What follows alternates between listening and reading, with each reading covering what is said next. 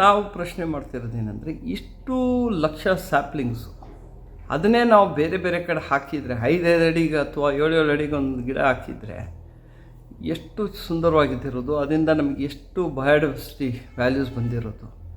ಆ ಆಪರ್ಚುನಿಟಿನ ಕಳ್ಕೊಂಡಿದ್ದಾರೆ ಬೆಂಗಳೂರು ಡೆವಲಪ್ಮೆಂಟ್ ಅಥಾರಿಟಿಯವರು. ಒಂದು Guinness world record chase ಮಾಡೋಕ್ಕೆ ಹೋಗಿ ಒಂದು ಒಳ್ಳೆ ಆಪರ್ಚುನಿಟಿ ಕಳ್ಕೊಂಡಿದ್ದಾರೆ. ಯಾಕಂದರೆ ಇದನ್ನು ಚೆನ್ನಾಗಿ ಮಾಡ್ಬೋದಾಯಿತು, ಅಷ್ಟೇ ದುಡ್ಡೊಳಗೆ ಅಷ್ಟೇ ಸ್ಯಾಪ್ಲಿಂಗ್ಸ್ ಇಟ್ಕೊಂಡು ಮಾಡ್ಬೋದಾಯಿತು. ಆಮೇಲೆ ಇವತ್ತಿನ ನೋಡಿದ್ರೆ ಬೆಂಗಳೂರಿಂದ ಎಲ್ಲ ಕಡೆಯಿಂದ ಜನ ಬಂದು ವಾಲಂಟಿಯರ್ಸು ಭಾಳ ಕಷ್ಟಪಟ್ಟು ನೆಟ್ಟಿದ್ದಾರೆ ಗಿಡಗಳು, ಪಕ್ಕ ನೆಟ್ಟಿದ್ದಾರೆ. ಪಾಪ ಅವ್ರಿಗೆ ಹೇಳಿರೋದು ಅವ್ರು ಮಾಡಿದ್ದಾರೆ. ನಾನು ಎಲ್ಲ ಬೆಂಗಳೂರವ್ರಿಗೆ ಯಾರ್ಯಾರು ವಾಲಂಟಿಯರ್ಸ್ ಮಾಡಿದ್ದಾರೆ ಅವ್ರಿಗೆಲ್ಲ ಭಾಳ ದೊಡ್ಡ ನಮಸ್ಕಾರ ಹೇಳಬೇಕು. ಯಾಕಂದರೆ ನೀವು ಪ್ರಯತ್ನ ಮಾಡಿರೋದು ಹೌದು, ನಮ್ಮ ಪರಿಸರನ ಉಳಿಸ್ಬೇಕು ಅಂದ್ಬಿಟ್ಟು.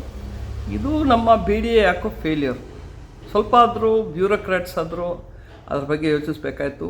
ನಮ್ಮ ಫಾರೆಸ್ಟ್ ಡಿಪಾರ್ಟ್ಮೆಂಟ್ ಅವರು ಇದ್ರ ಬಗ್ಗೆ ಬಗೆಹರಿಸಿ ಇದು ಸರಿ ಇಲ್ಲ ಮಾಡೋದಿಲ್ಲ ಅಂದ್ಬಿಟ್ಟು. ಇಲ್ಲಿ ಆಗಾಗೆ ಬಿಟ್ಟಿದ್ರೆ ಅದಾಗೆ ಒಂದು ಬಯೋಡೈವರ್ಸಿಟಿ ಇದಾಗ್ಬಿಟ್ಟಿರೋದು, ಅದು ಪಾಟಿಗೆ ಗಿಡಗಳು ಬಂದಿರೋದು.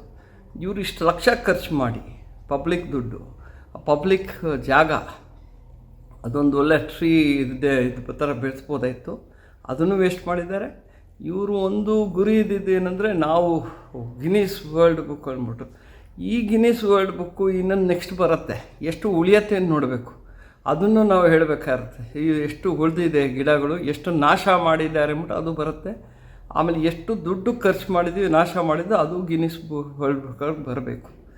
ಇವತ್ತು ನೋಡಿ, ನಾವು ಬೆಂಗಳೂರು ಹೋಗಿದ್ದವರೆಲ್ಲ ಒಂದಷ್ಟು ಜನ ಡೆಫಿನೆಟಾಗಿ ನಾಚಿಕೆ ಪಡಬೇಕು. ಯಾಕಂದರೆ ನಾವು ಮೀಡಿಯಾದವ್ರಿಗೂ ಫಸ್ಟೇ ಹೇಳಿದ್ವಿ, ದಯವಿಟ್ಟು ಇದು ಆಗೋಕ್ಕೆ ಮುಂಚೆ ಸ್ವಲ್ಪ ನೋಡಿ ಅಂದ್ಬಿಟ್ಟು.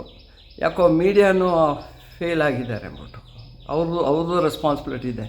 ಇದ್ರ ಬಗ್ಗೆ ಸ್ವಲ್ಪ ಚರ್ಚೆ ಆಗಿ ಡಿಸ್ಕಷನ್ಸ್ ಆಗಿದ್ದರೆ, ಒಂದು ಕನ್ಸಲ್ಟೇಷನ್ ಆಗಿದ್ದರೆ ಇದನ್ನ ತಡೆ ಹಾಕ್ಬೋದಾಯಿತು.